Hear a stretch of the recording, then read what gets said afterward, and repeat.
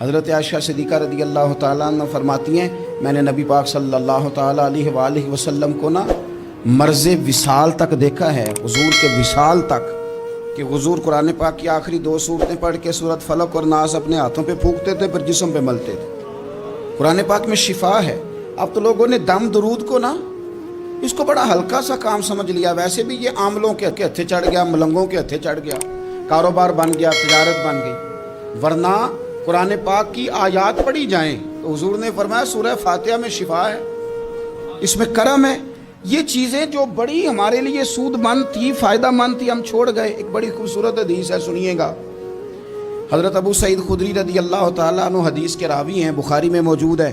ارشاد فرماتے ہیں کہ ہم ایک سفر پہ تھے، واپس آ رہے تھے، ایک جگہ رات کو قیام کیا، سونا تھا، بستی تھی۔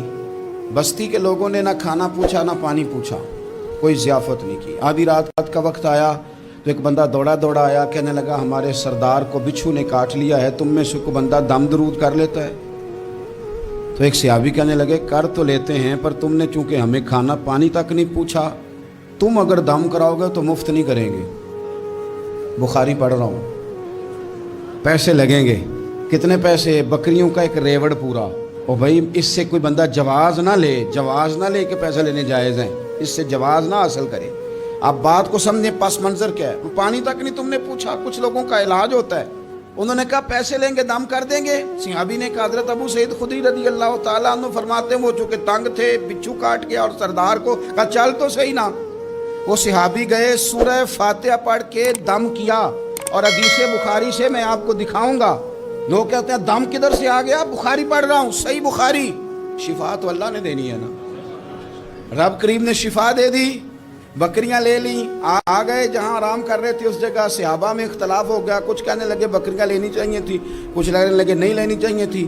حضرت ابو سعید خدری رضی اللہ تعالیٰ عنہ فرماتے ہیں پھر ہم نے فیصلہ کیا چپ کر کے سو جاؤ، صبح حضور کی بارگاہ میں جائیں گے۔ اگر کریم نے کہا لینی چاہیے تھی پھر تو موج بن گئی، اور اگر کہا نہیں لینی چاہیے تھی تو بکریاں ہانک کے واپس کر دیں گے۔ مسئلہ کیا ہے؟ کہتے ہیں صبح گئے حضور کی بارگاہ میں، جا کے مسئلہ عرض کیا، یا رسول اللہ انہوں نے بھی پانی کوئی نہیں پوچھا تھا، ہم نے بھی کہا دم کریں گے تو پیسے لیں گے، تو ہم نے یہ بکریاں لی ہیں۔ شارحین لکھتے ہیں 40 تھی شاید۔ تو یا رسول اللہ اب کیا کریں؟ حضور مسکرانے لگے۔ جس کے گچھے سے لچھے جڑے نور کے، ان ستاروں کی نزہت پہ لاکھوں سلام، اور جس کی تسکین سے روتے ہوئے ہنس پڑیں، اس تبسم کی عادت پہ لاکھوں سلام، اور ان کی باتوں کی لذت پہ بے حد درود، ان کے خطبے کی ہیبت پہ لاکھوں سلام۔ حضور مسکرانے لگے اور مسکرا کے پوچھا اچھا پڑھا کیا تھا؟ یا رسول اللہ سورہ فاتحہ۔ فرمایا سکھائی کس نے تھی؟ کہا یا رسول اللہ آپ نے۔ فرمایا پھر آدھی بکریاں میری ہیں آدھی تمہاری ہیں، پر میرا حصہ نکالو نا۔